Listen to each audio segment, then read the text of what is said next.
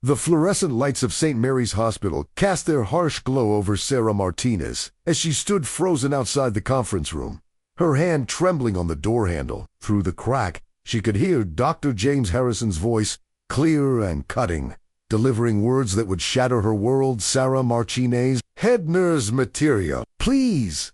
His laughter was cold, dismissive. "She lacks the intellectual capacity for complex medical decisions. Always has."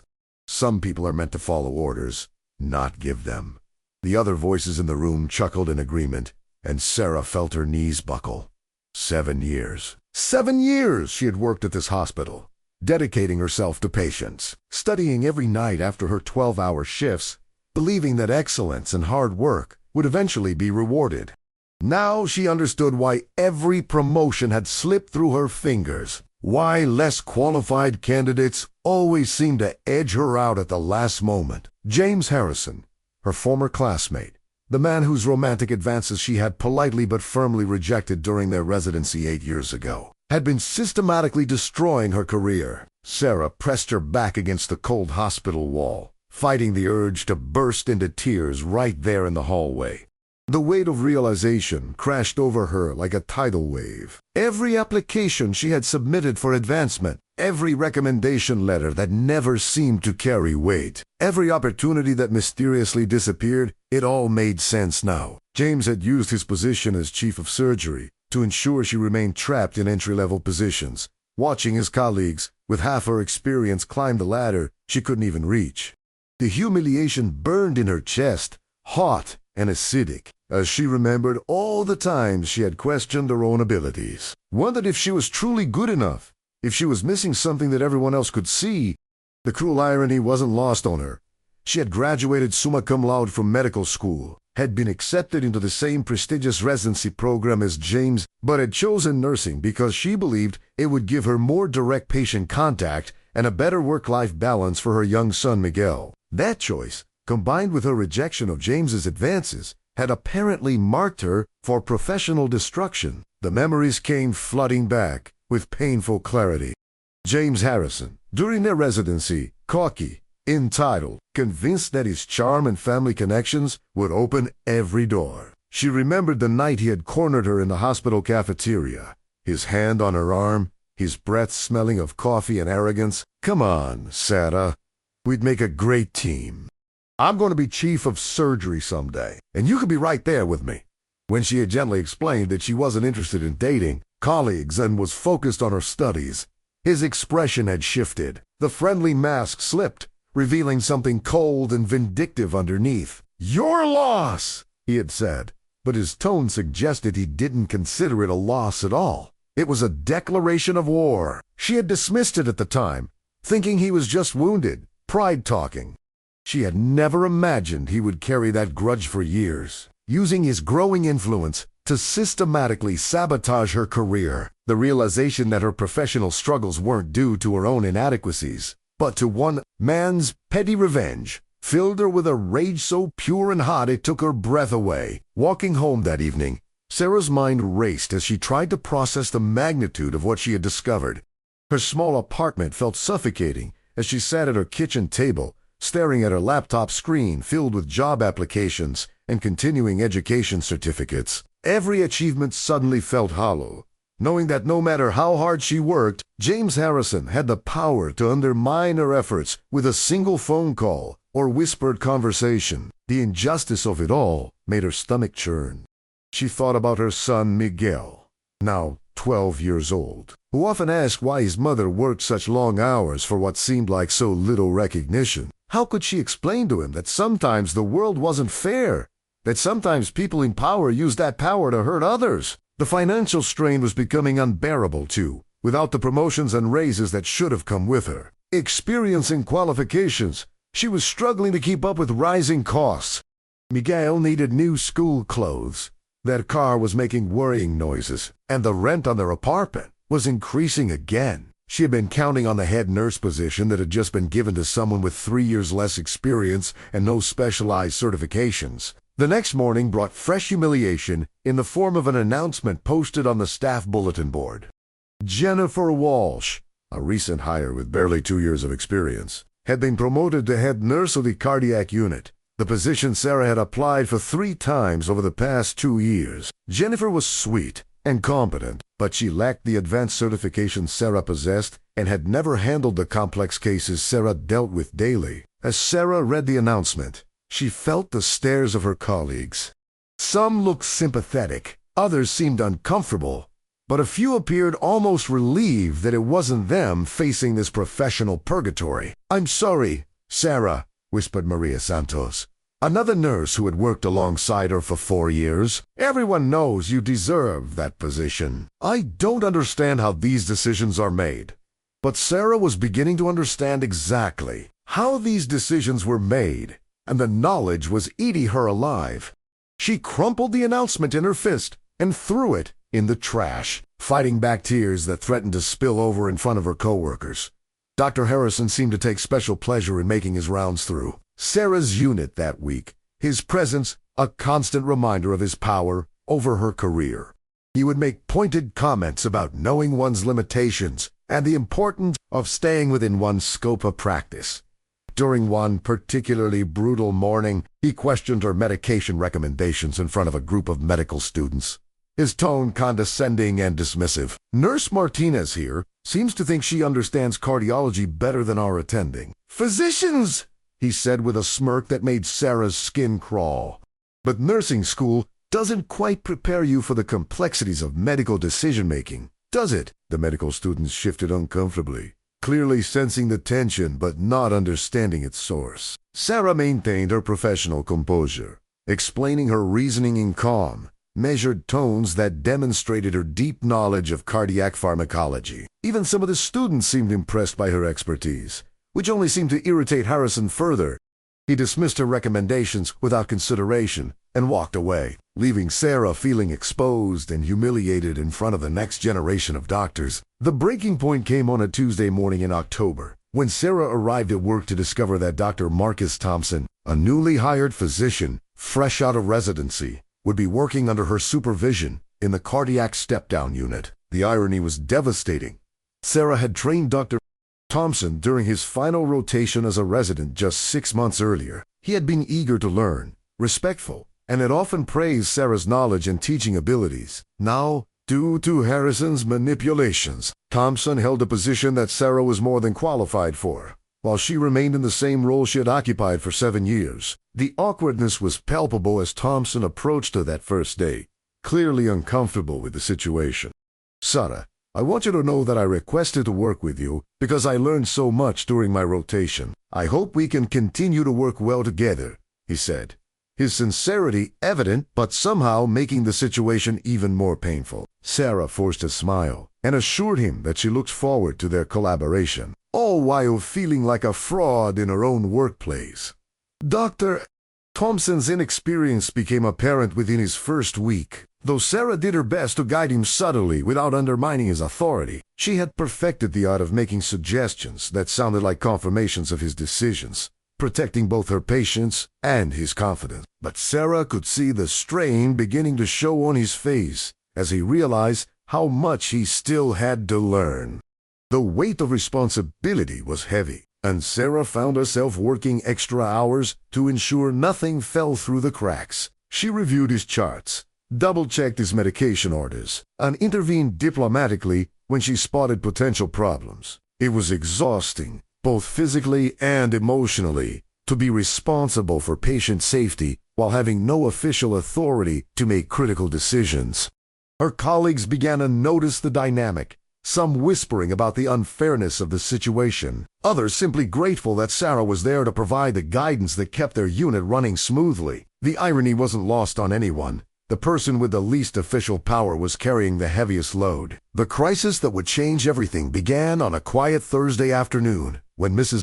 Eleanor Patterson, a 73-year-old woman with a history of heart failure, was admitted to their unit following a cardiac catheterization. Sarah immediately noticed that Mrs. Patterson's breathing seemed labored, and her oxygen saturation levels were dropping gradually, but consistently.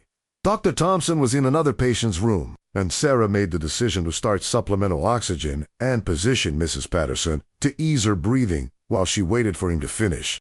When Thompson emerged 20 minutes later, Sarah quickly briefed him on her concerns, suggesting they consider increasing Mrs. Patterson's diuretic medication to address what appeared to be fluid retention in her lungs. Thompson nodded, but seemed distracted, rushing through his examination. Her vitals looked stable enough. "Let's just monitor her for now," he decided, despite Sarah's gentle suggestion that more aggressive intervention might be needed.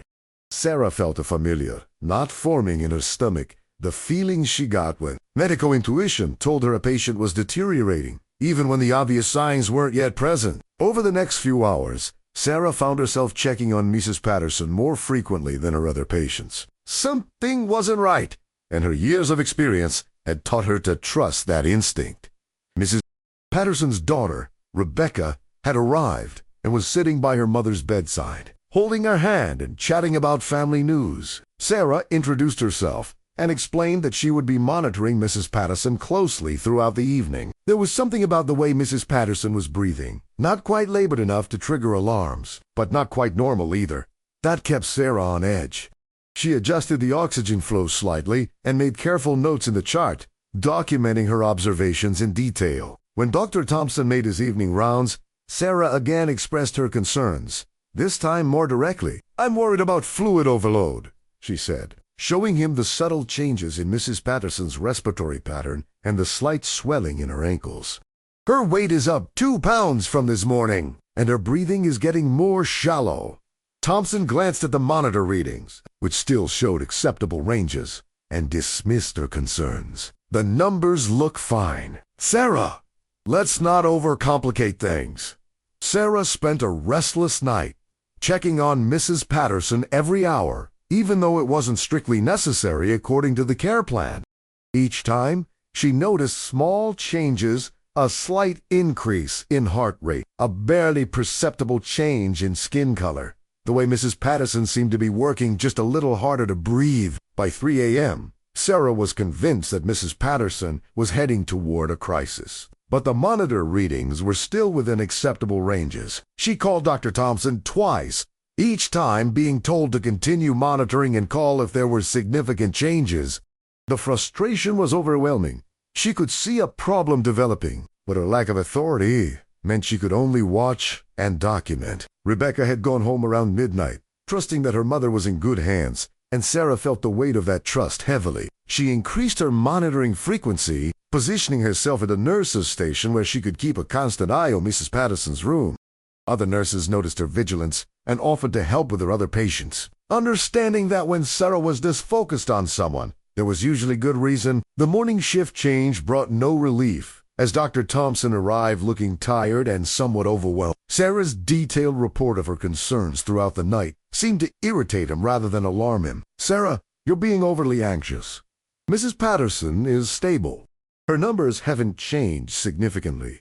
But Sarah had learned to read between the numbers, to see patterns that weren't always reflected in digital readouts. She had tried to chart everything carefully, creating a paper trail of her observations. But she knew that without a doctor's orders, her hands were tied regarding treatment changes. At 9 a.m., Rebecca returned with coffee and pastries for the nursing staff, grateful for the attention her mother was receiving. "The nurses here are wonderful," she told Dr. Thompson. "Especially Sarah. She's been checking on Mom all night. It makes me feel so much better knowing someone so experienced is watching over her." Sarah felt a mixture of pride and dread at the praise, knowing that her vigilance might not be enough if she couldn't convince Thompson to act on her concerns. The catastrophe struck at 10:47 a.m. as Sarah was administering medications to another patient. The alarm from Mrs. Patterson's room pierced the air with urgent electronic wails, and Sarah dropped what she was doing to rush to the bedside. Mrs. Patterson was in acute respiratory distress, her oxygen saturation plummeting as fluid filled her lungs. Her daughter Rebecca screamed for help as her mother struggled to breathe, panic filling the room like smoke. Dr. Thompson arrived moments later, his face pale as he realized the severity of the situation. "What happened?" he asked. But there wasn't time for explanations. Sarah was already moving, her training taking over as she elevated Mrs. Patterson's bed, increased oxygen flow, and prepared emergency medications. "She needs for Lasix now," she said firmly, no longer suggesting but stating what needed to happen. "And we need to consider intubation if her breathing doesn't improve immediately." Thompson nodded, finally trusting her judgment completely. But the delay had cost them precious time. Mrs. Patterson's condition was critical, and Sarah knew that the next few minutes would determine whether she would survive. Sarah's hands moved with practiced precision as she prepared the emergency medications, her mind calculating dosages and timing, while her eyes monitored Mrs. Patterson's vital signs. Rebecca stood, pressed against the wall, tears streaming down her face as she watched her mother fight for breath. "Is she going to be okay?" she kept asking. But Sarah couldn't spare the energy for reassurance. Every second counted. Dr. Thompson was calling for backup, requesting the intensive care team. But Sarah knew they might not arrive in time. She made the decision to administer the diuretic medication that she had been recommending for the past 18 hours, knowing that it was technically outside her scope of practice without a direct doctor's order. Thompson, overwhelmed by the emergency, nodded his approval retroactively. The medication began working almost immediately, and Mrs. Patterson's breathing started to ease as excess fluid was eliminated from her system. Her oxygen saturation slowly climbed back toward normal ranges, and the terrifying blue tinge around her lips began to fade. Sarah continued, monitoring every vital sign, adjusting oxygen flow and positioning to optimize Mrs. Patterson's breathing while waiting for the ICU team to arrive. When Dr. Harrison arrived with the intensive care team, his eyes immediately went to the scene. Mrs. Patterson stable, but clearly having experienced a serious medical emergency, Dr. Thompson looking shaken, and Sarah efficiently managing the ongoing care. Harrison's expression shifted as he took in the situation, clearly calculating how to control the narrative. "What exactly happened here?" he demanded, his tone sharp and accusatory. Thompson began to explain, but Harrison cut him off, turning to Sarah with cold eyes. "Nurse Martinez, did you administer medication without a direct physician's order?" Sarah felt the familiar chill of Harrison's hostility, but this time she wasn't intimidated. "I administered the medication that Dr. Thompson approved to treat Mrs. Patterson's acute pulmonary edema," she replied steadily, meeting his gaze. "The medication that could have prevented this emergency had been given when I first recommended it. 18 hours ago, the ICU team was reviewing Mrs. Patterson's chart, and their expressions showed professional respect for the interventions that had stabilized her condition. But Harrison seemed more interested in finding fault than in acknowledging good patient care." Rebecca Patterson had been watching the entire exchange with growing awareness. As a retired teacher with 40 years of experience reading people and situations, she understood exactly what was happening. "Excuse me," she said, stepping forward with quiet authority. "I've been here with my mother for most of the past 24 hours, and I want everyone to know that Sarah saved my mother's life." Her voice was steady and clear, cutting through the tension in the room. She was the only one who seemed to understand that something was wrong. "She checked on my mother constantly. She documented everything. And when the crisis hit, she knew exactly what to do." Rebecca looked directly at Dr. Harrison, her gaze unwavering. "If it weren't for Sarah's expertise and dedication, I don't think my mother would still be alive. She's a hero, and anyone who suggests otherwise is either blind or has some other agenda." The room fell silent, and Sarah felt a surge of gratitude so strong it nearly brought tears to her eyes. Finally, someone with authority and credibility was witnessing her competence and speaking up for her. Dr. Harrison's face darkened at Rebecca's words, but before he could respond, the ICU physician spoke up. "Mrs. Patterson is absolutely right. Looking at this chart, it's clear that Nurse Martinez identified the problem early and advocated appropriately for intervention. Her documentation is excellent, and her emergency response was textbook perfect." The ICU doctor turned to Sarah with professional respect. "Your quick thinking and expertise definitely saved this patient's life. This is exactly the kind of nursing care that makes our job possible." Sarah felt vindicated but also angry that it had taken a near for her skills to be acknowledged. Harrison, however, wasn't finished. "While I'm glad the patient is stable, there are still questions about protocols and scope of practice that need to be addressed. Nurse Martinez, you'll need to file an incident report regarding your actions today." His tone suggested that Sarah was in trouble rather than being commended, and the injustice of it made her blood boil. After saving a patient's life, she was still being treated like she had done something wrong. The incident report became the catalyst that Sarah hadn't even known she needed. As she sat in the hospital's administrative office that evening, carefully documenting every detail of Mrs. Patterson's case, she realized that this time was different. This time, there were witnesses who had seen her, a patient who had benefited from her expertise, and a family member who was willing to speak up on her behalf. She wrote down everything: her initial concerns, her repeated attempts to get Dr. Thompson to order appropriate treatment, the timeline of Mrs. Patterson's deterioration, and the successful emergency intervention. She included her qualifications, her years of experience, and her track record of patient care. Most importantly, she documented the pattern of having her recommendations dismissed despite their clinical accuracy. When she finished the report, Sarah made copies for herself, knowing instinctively that she would need them. Something told her this was just the beginning of a much larger reckoning. Rebecca Patterson wasn't content to simply witness Sarah's heroism. She was determined to ensure it was properly recognized. The next day, she contacted the hospital's patient advocate, the chief nursing officer, and the hospital administration to file formal complaints about the treatment her mother had received and to specifically praise Sarah's care. She wrote detailed letters describing how Sarah had identified the problem early, advocated for appropriate treatment, and ultimately saved her mother's life.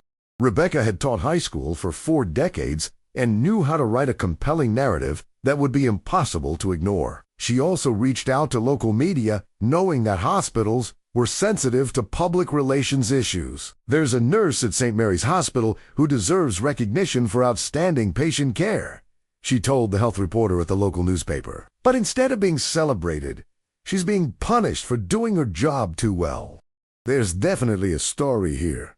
Rebecca's advocacy created a ripple effect that would soon become a wave of scrutiny focused directly on St. Mary's Hospital and its treatment of nursing staff. Word of the incident spread quickly through the hospital's nursing community, and Sarah found herself receiving support from unexpected quarters. Nurses who had worked with her for years began coming forward with their own stories of Sarah's expertise and dedication.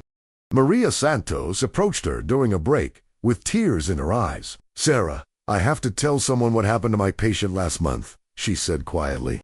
"You caught an error in his medication dosage that could have killed him. But when I tried to report it through proper channels, somehow the credit went to the resident who was supposed to be supervising the case." Other nurses shared similar experiences, times when Sarah's knowledge had prevented medical errors, improved patient outcomes, or caught problems that others had missed, only to have her contributions minimized or ignored entirely. A pattern was emerging, and it wasn't just about Sarah's individual experience. The systemic undermining of experienced nurses was affecting patient care throughout the hospital, and Sarah's case was becoming a symbol of a much larger problem. Dr. Thompson, shaken by how close he had come to losing a patient, requested a private meeting with Sarah. They sat in a hospital cafeteria during a quiet afternoon, and his discomfort was evident as he struggled to find the right words. "Sarah, I need to apologize," he began, his voice heavy with regret. "I should have listened to you from the beginning. You saw what I missed, and Mrs. Patterson almost died because of my inexperience and ego." Sarah appreciated his honesty, but she also saw an opportunity to help him understand the broader implications. "Marcus, you're a good doctor with a lot to learn, and that's normal. But the problem isn't just that you didn't listen to me. It's that the system here doesn't value the knowledge that experienced nurses bring to patient care." She explained how she had been systematically excluded from decision-making, despite her qualifications, how her recommendations were routinely dismissed, and how the hospital's hierarchy made it difficult for nurses to advocate effectively for their patients.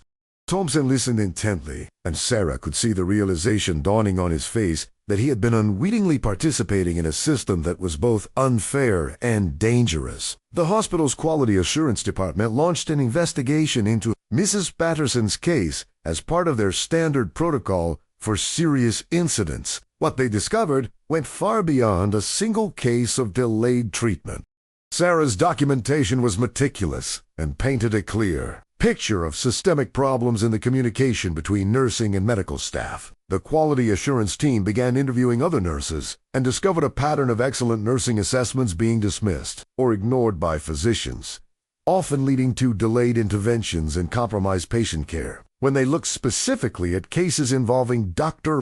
Harrison's surgical patients and their post-operative care, they found multiple instances where nursing recommendations had been dismissed, sometimes resulting in complications that could have been prevented. The investigation expanded beyond Sarah's individual case to examine the hospital's culture and practices regarding nurse-physician communication and collaboration. What they found was disturbing enough to warrant involvement from the hospital's board of directors and potentially external regulatory agencies. Dr. Harrison, sensing that the situation was spiraling beyond his control, made the tactical error of trying to discredit Sarah more aggressively. He began making pointed comments about her tendency to overstep boundaries and questioned her ability to work within appropriate professional hierarchies. He suggested to other physicians that Sarah was difficult to work with and had a concerning pattern of challenging medical decisions. But his campaign backfired spectacularly when several physicians came forward to defend professionalism and expertise. Dr. Jennifer Liu, an internist who had worked with Sarah for 3 years, was particularly vocal. "Sarah Martinez is one of the most knowledgeable and professional nurses I've ever worked with," she told the investigation committee. "She's saved my patients from medication errors, caught symptoms I missed, and has never once been anything but respectful in her communication." Doctor Harrison has a problem with Sarah. I'd suggest looking at his own practices rather than her competence.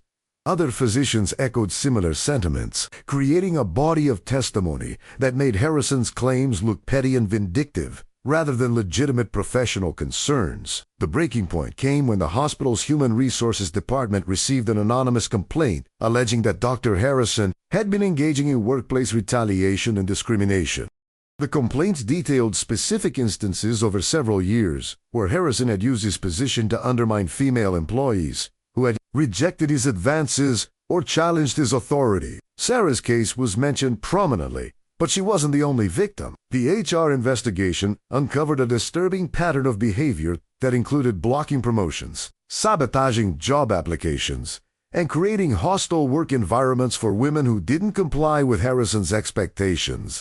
When HR investigators interviewed Sarah, she provided documentation going back 7 years, including emails, performance reviews, and witnesses who could corroborate her claims. The evidence was overwhelming and painted a picture of systematic abuse of power that went far beyond simple workplace disagreement. Harrison's behavior wasn't just unprofessional, it was potentially illegal and definitely in violation of the hospital's anti-discrimination policies. Meanwhile, Rebecca Patterson's advocacy was bearing fruit in ways she hadn't anticipated. The local newspaper ran a front-page story about Sarah's heroic actions and the hospital's questionable response, generating community outrage and calls for accountability. The story resonated with readers who had their own experiences with medical discrimination or had witnessed the undervaluing of nursing professionals. Social media picked up the story, and Justice for Sarah began trending locally, with hundreds of people sharing their own stories of exceptional nursing care and calling for better treatment of healthcare workers. The hospital's administration found themselves fielding calls from concerned community members, donors, and even local politicians who were demanding answers about the situation. The public relations nightmare was exactly what Rebecca had hoped to create: pressure from outside the medical community that would force the hospital to take action rather than simply covering up the problem. The state nursing board also took notice of the situation, launching their own investigation into allegations of workplace retaliation against nursing professionals. Sarah received a call from a board investigator who explained that they had received multiple complaints about conditions at St. Mary's Hospital and wanted to hear his story directly. Sarah spent 3 hours on the phone providing detailed information about her experiences, the barriers she had faced to professional advancement, and the impact on patient care when experienced nurses were marginalized. The nursing board investigator was particularly interested in the pattern of Sarah's clinical recommendations being dismissed despite their accuracy. as this represented a potential threat to patient safety that fell under their regulatory authority. The board's involvement added another layer of external scrutiny that the hospital administration couldn't ignore or control. Dr. Harrison's world began to crumble as the multiple investigations converged on his conduct. The medical board was notified of the workplace retaliation allegations and launched their own inquiry into his fitness to practice medicine. Colleagues who had once deferred to his authority began distancing themselves as the extent of his misconduct became clear. His surgical schedule was quietly reduced as the hospital administration tried to limit potential liability while the investigations proceeded. Harrison, accustomed to wielding unchallenged authority, seemed stunned by the speed with which his reputation was disintegrating. He hired an attorney and began fighting the allegations. But the evidence against him was substantial and well documented. Sarah watched his downfall with a mixture of satisfaction and sadness. Satisfaction that justice was finally being served, but sadness that it had taken so long and affected so many people before the truth came to light. The hospital's board of directors, facing potential legal liability and devastating publicity, made the decision to settle quickly and decisively. Sarah was offered a substantial financial settlement, along with a formal apology and immediate promotion to the head nurse position she had been seeking for years. More importantly, the hospital agreed to implement new policies, protecting healthcare workers from retaliation and ensuring that nursing input was valued and incorporated into patient care decisions. Sarah's attorney had advised her that she could probably get even more if she pursued a full lawsuit. But Sarah was more interested in systemic change than personal gain. She accepted the settlement with the condition that the hospital also provide funding for continuing education programs for nurses and create a formal process for addressing workplace discrimination complaints. The agreement was everything Sarah had hoped for and more. Not just personal vindication, but meaningful change that would benefit her colleagues and improve patient care. But Sarah's victory was just the beginning of her transformation from victim to advocate. The publicity surrounding her case had attracted attention from other healthcare organizations, and she began receiving job offers from hospitals that wanted to demonstrate their commitment to valuing nursing professionals. Memorial Healthcare, St. Mary's biggest competitor, offered Sarah a position as Director of Nursing Education with a substantial salary increase and the authority to develop programs supporting professional development for nursing staff. The irony wasn't lost on Sarah. The same expertise and leadership qualities that had been suppressed at St. Mary's were now being actively sought after by other organizations. She realized that her value had never been the problem. The problem had been a system that refused to recognize and utilize her talents. Memorial Healthcare wasn't just offering her a job, they were offering her the opportunity to build something meaningful and lasting. The transition to Memorial Healthcare felt like stepping into a different world for Sarah. From her first day, she was treated as a valued professional whose expertise and judgment were respected and sought after. Her new colleagues were eager to learn from her experience, and the administration supported her initiatives to improve nursing education and patient advocacy programs. Sarah found herself energized in ways she hadn't experienced in years, finally able to use her full range of skills and knowledge without having to fight for basic respect. She implemented training programs that emphasized the critical role of nursing assessment in patient care, created mentorship opportunities for new nurses, and established protocols that ensured nursing input was integral to medical decisions. The programs she developed became models for other hospitals in the region, and Sarah's reputation as a nursing leader began to grow beyond the local community. Dr. Harrison's fall from grace was swift and complete. The medical board investigation resulted in a formal reprimand and mandatory sensitivity training, while the hospital's internal investigation led to his demotion from chief of surgery to a general surgeon position with significantly reduced authority. Several of his surgical privileges were revoked pending further review, and he was required to undergo supervision for all patient interaction. The financial impact was severe as well. His malpractice insurance premiums skyrocketed due to the complaints and investigations, and several patients filed lawsuits alleging discrimination and substandard care.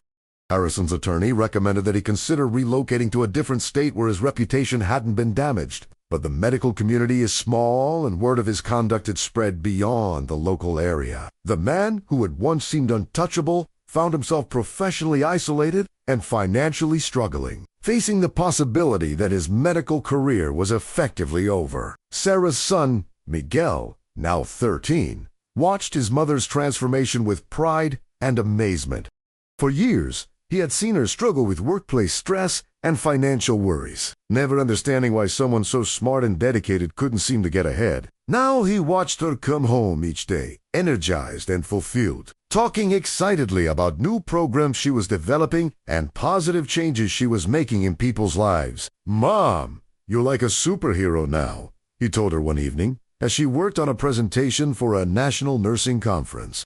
Sarah laughed and hugged him, realizing that she felt more like herself than she had in years. The woman who had been systematically undermined and diminished had rediscovered her power and purpose. She was no longer fighting just to survive in her career. She was thriving and helping others do the same. The National Nursing Conference, where Sarah presented her work on combating workplace discrimination, became a turning point in her professional trajectory. Her presentation, From Victim to Advocate, Transforming Workplace Culture in Healthcare, received a standing ovation and led to numerous speaking engagements at hospitals and nursing schools across the country. Sarah discovered that her experience at St. Mary's, while painful, had given her unique insights into the systemic problems facing nursing professionals. She became a sought-after consultant helping healthcare organizations identify and address discrimination and retaliation issues. The expertise that had once been dismissed and undermined was now valued at the highest levels of healthcare leadership. Sarah's calendar filled with speaking engagements, consulting opportunities, and invitations to serve on professional committees and boards of directors. Memorial Healthcare, recognizing Sarah's growing national reputation, offered her an expanded role as Vice President of Nursing Affairs, with responsibility for developing system-wide policies and programs. The position came with a six-figure salary and the resources to implement change on a scale Sarah had never imagined possible. She accepted the role with the condition that she could continue her consulting work in speaking engagements, as she was passionate about helping other healthcare organizations avoid the problems that had plagued St. Mary's. Sarah's office became a destination for nursing professionals from around the region who were facing their own challenges with workplace discrimination or retaliation. She provided mentorship, advocacy, and sometimes legal referrals, building a network of supporters and allies that extended throughout the healthcare community. The publication of Sarah's first article in the American Journal of Nursing, titled The Hidden Cost of Nursing Discrimination, Impact on Patient Care and Institutional Liability, established her as a thought leader in healthcare management and nursing advocacy. The article, which used her experience at St. Mary's as a case study while protecting individual privacy, demonstrated a clear connection between workplace discrimination and compromised patient care. Healthcare administrators across the country began implementing policies based on Sarah's recommendations, and nursing schools added her work to their curriculum on professional advocacy and workplace rights. The article won several professional awards and led to a book contract for a comprehensive guide to combating discrimination in healthcare settings. Sarah, who had once been told she lacked the intellectual capacity for complex medical decisions, was now being recognized as an expert whose ideas were shaping healthcare policy at the national level. Dr. Harrison, meanwhile, found his career continuing its downward spiral. The lawsuit filed by Mrs. Patterson's family resulted in a substantial settlement that further damaged his reputation and financial standing. Other former patients came forward with complaints about his bedside manner and treatment decisions, leading to additional investigations and legal challenges. The stress began affecting his surgical performance, and after a concerning incident during a routine procedure, the hospital's medical staff voted to suspend his surgical privileges, pending a comprehensive competency evaluation. Harrison, who had once wielded absolute authority in the operating room, found himself effectively barred from practicing the specialty he had spent decades mastering. His attempts to find positions at other hospitals were unsuccessful as word of his problems spread throughout the medical community. The man who had destroyed others' careers through abuse of power found his own career in ruins. The contrast between Sarah's rise and Harrison's fall became a cautionary tale that was discussed in medical ethics courses and healthcare management programs across the country. Sarah's story demonstrated the power of persistence, documentation, and speaking truth to power, while Harrison's downfall illustrated the ultimate consequences of abusing authority and discriminating against colleagues. Medical students and nursing students studied their case as an example of how individual actions can have far-reaching consequences for patient care and institutional integrity. Sarah was frequently invited to speak at medical schools, where she shared her experience and emphasized the importance of treating all healthcare professionals with respect and recognizing the valuable contributions that nurses make to patient outcomes. Her message resonated particularly strongly with female medical students who were entering a field where gender discrimination remained a significant challenge. Sarah's success opened doors she had never imagined possible. She was appointed to the state nursing board, where she helped develop new policies protecting healthcare workers from retaliation and discrimination.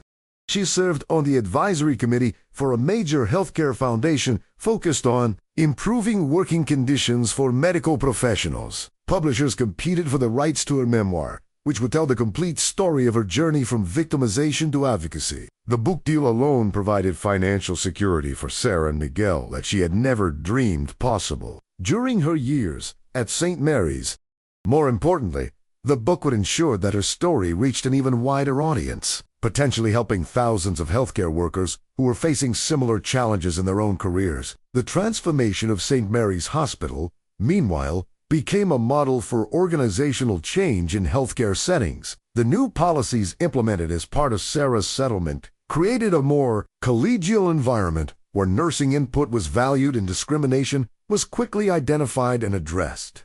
Patient satisfaction scores improved as communication between medical and nursing staff became more collaborative and effective. The hospital's reputation, initially damaged by the publicity surrounding Sarah's case, was gradually restored as word spread about their commitment to creating a respectful and inclusive workplace. Dr. Thompson, who had learned valuable lessons from his experience with Mrs.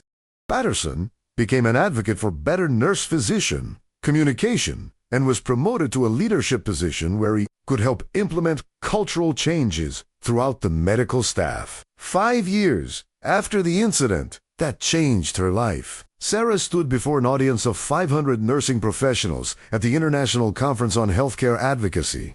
Her keynote address, Turning Pain into Purpose: How One Nurse's Fight for Justice Transformed an Industry, received the longest standing ovation in the conference's history. In the audience, she spotted several nurses from St. Mary's who had made the trip to hear her speak, their faces beaming with pride for their former colleague who had become a national leader. Sarah's presentation combined personal narrative with practical advice, showing healthcare workers how to document discrimination, build supportive networks, and advocate effectively for themselves and their patients. The speech was later published as a special supplement in several nursing journals and became required reading at nursing schools across North America. Sarah's